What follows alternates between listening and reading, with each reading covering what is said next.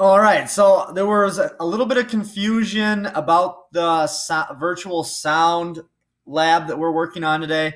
I'm making this video just to kind of clarify what's going on. So on this bottom tab, it says journal, calculator, and table.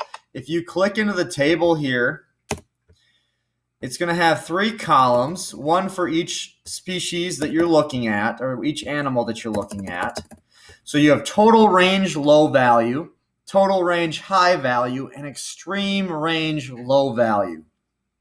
And what that means is that with the extreme range low value, I'm looking for the lowest wavelength, that lowest point where you get a response out of that animal that you're looking at.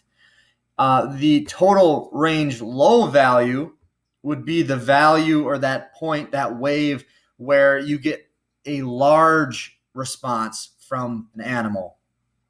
And then the total range high value would be that highest point where you're getting a response, a physical response from that animal. So if we use the example, if I close this out and let's go with a mouse. So here's my mouse.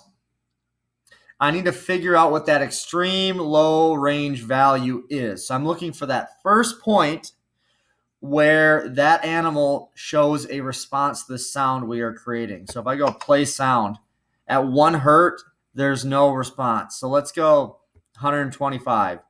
Still no response. 1,000. So at 1,000, we get our first response. Let's see if there's anything beneath that. So 500 hertz, nothing. So 1,000 hertz is our extreme low value for sound. So if I go to my table and I go to mouse, I'm going to type in 1,000. And that's going to be my extreme range low value. That's the first point I'm getting a response. If I go to 2,000, no change. So I'm looking for the next point where you see a change in physical behavior in my mouse, in my animal. So at, let's see, what was it? At 5,000, we're getting a response. At 12,000, we go nothing. 20,000, nothing. 45, 100,000. Oop, you seeing that? At 100,000, we are getting an extreme high response and nothing at 120,000.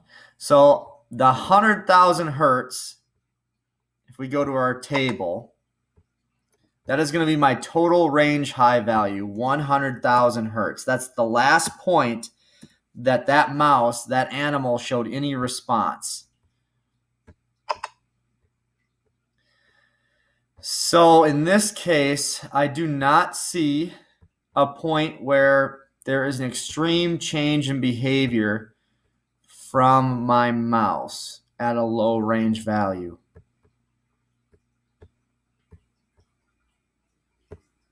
So in this case, what I would do is my total range low value is going to stay the same at 1,000. Okay?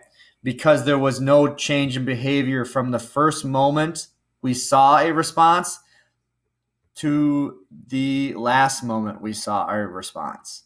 So from 1,000 to 100,000, we got a response. There was a little gap in there where the mouse did not respond at all.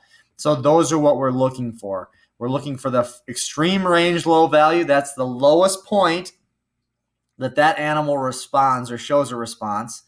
The total range low value, which is the first point where the animal shows a large response, so some sort of change in behavior that's significant.